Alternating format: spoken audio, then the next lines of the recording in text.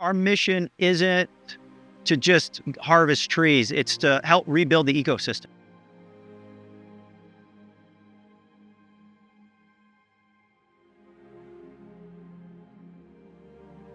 The Forest Restoration Initiative, known as FORFRI, is reshaping more than 2 million acres of public land to protect communities, watersheds, and wildlife. The mission of FORFRI is to reduce catastrophic wildfire to our rural communities and to the watershed that provides drinking water and electricity to Phoenix, as well as to restore the ponderosa pine here in northern Arizona. The stakes couldn't be higher.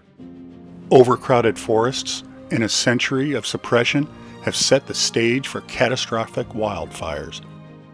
FORFRI exists to restore balance and resilience to the largest ponderosa pine forest in the world. Well, by reducing the density and that catastrophic high-intensity fire, what we're doing is really getting good fire back on the ground, but we're keeping those fires from producing those high burn severities. This scale of restoration doesn't happen alone.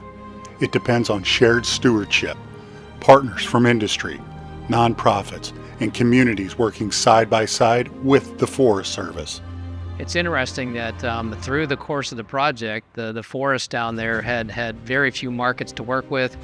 But today, because of the sawmill and because of energy products that can be utilized with some of the chips and the biomass, we've actually seen the Coconino Forest rise to being in the top 10 producing forest across the country this year. And they've been able to work with partners to bring this project along across 4 national forests: the Apache Sitgraves, the Kaibab, the Coconino, and the Tonto.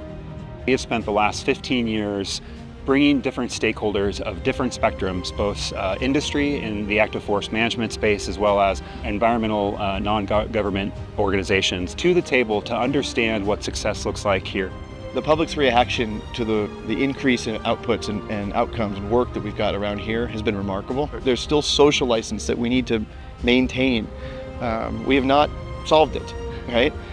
We're treating a lot of acres. We're doing really well out here, and we're proud of that fact, but we can't take our foot off the gas. I think one of the things I'm really proud of with FORFRI is that we've really maintained a mix of different kind of industry partners. Without mills to process small diameter wood, restoration would stall.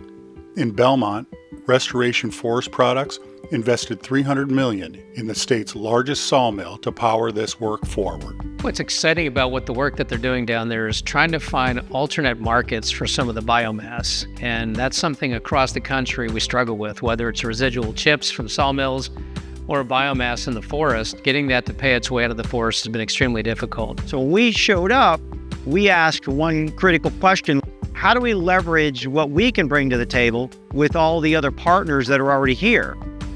Logging has been a part of this community for a long time, and yeah, that is like ebbed and flowed over the years. Anybody who knows about industry knows that you cannot just snap your fingers and it turns back on again. Guided by collaboration and anchored by a shared mission, FORFRI is restoring forest, reducing risk, and protecting the future for millions who depend on these lands.